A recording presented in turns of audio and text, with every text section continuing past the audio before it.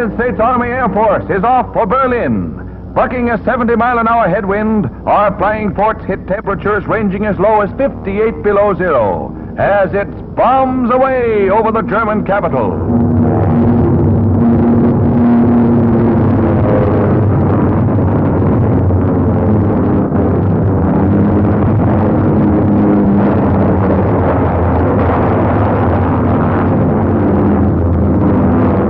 One of our motors is shot out as we head for home after this big raid that cost us 14 bombers.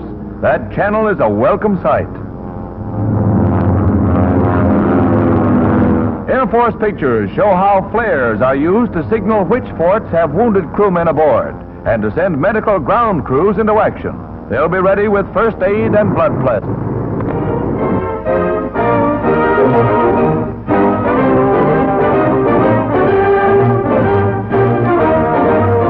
The first American flag to fly over Berlin. Heroes of the 8th Air Force. They tell of their first daylight raid. I'd like to introduce the pilot of the crew on this lead ship, Lieutenant Brown. Brownie? Colonel, I was glad that I was along with him. I don't care about too many of them like that. Fine. Sergeant, you were flying as waist gunner in the Sock Robbers. Well, Colonel, all I got to say was my birthday that day, and it was a hell of a place to celebrate a birthday, but it was well worth it to be the first one to go over Berlin. Well, boys, how would you like to go over again?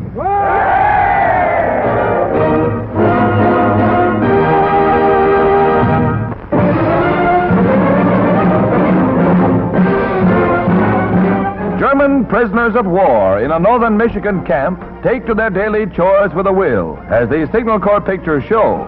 Use of the men for timber work was recently authorized to offset the grave labor shortage.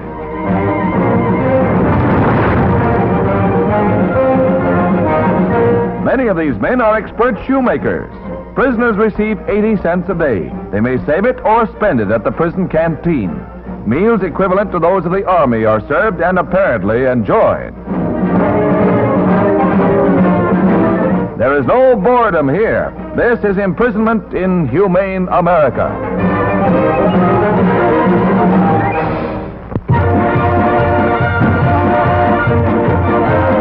Brazilian fishermen find good fishing off their coast that pays better returns than the finny variety. The catch is crude rubber, lost by the German war machine when the U.S. Navy sank 3 blockade runners. The German ships were bound from the Dutch East Indies with their vital cargoes when caught and sunk. Since then, fishermen have salvaged from 10 to 20 tons a day. Hitler's loss will help keep our war machines rolling.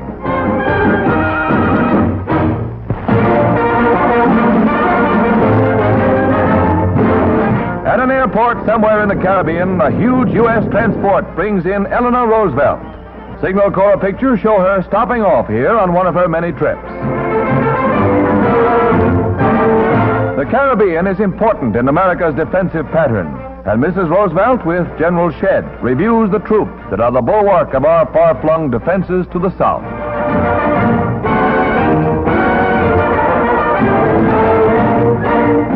A new Australian destroyer is being christened today by Mrs. Douglas MacArthur.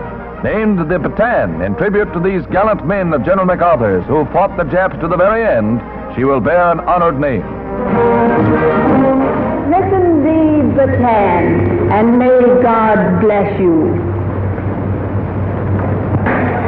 Bataan is the name that this proud ship goes forth to avenge. May she have the honor of sailing victoriously past Bataan itself in our sweep to victory.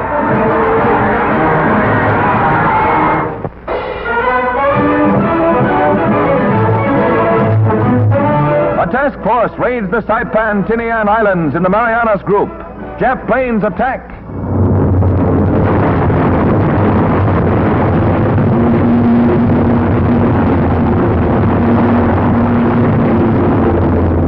"29 Japs shot from the sky."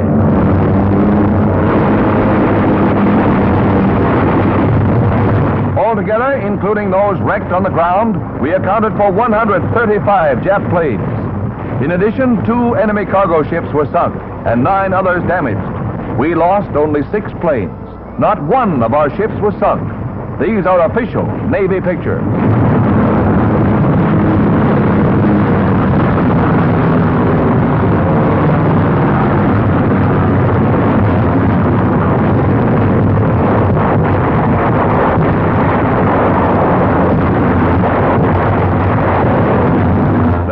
Navy didn't turn up, as usual, even though the enemy detected our approach well in advance.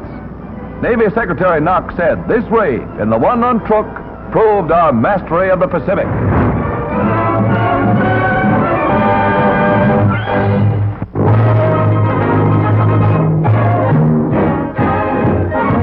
The great harp drips with rain, but it takes more than water to dampen the Irish come St. Patrick's Day in the morning. 48,000 faithful strut up New York's Fifth Avenue.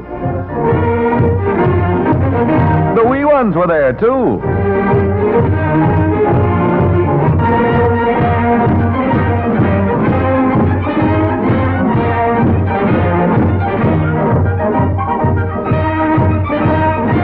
Mayor LaGuardia was invited.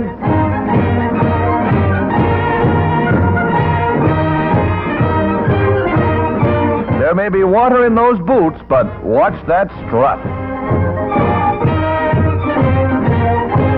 She can practically play Molly O with that baton.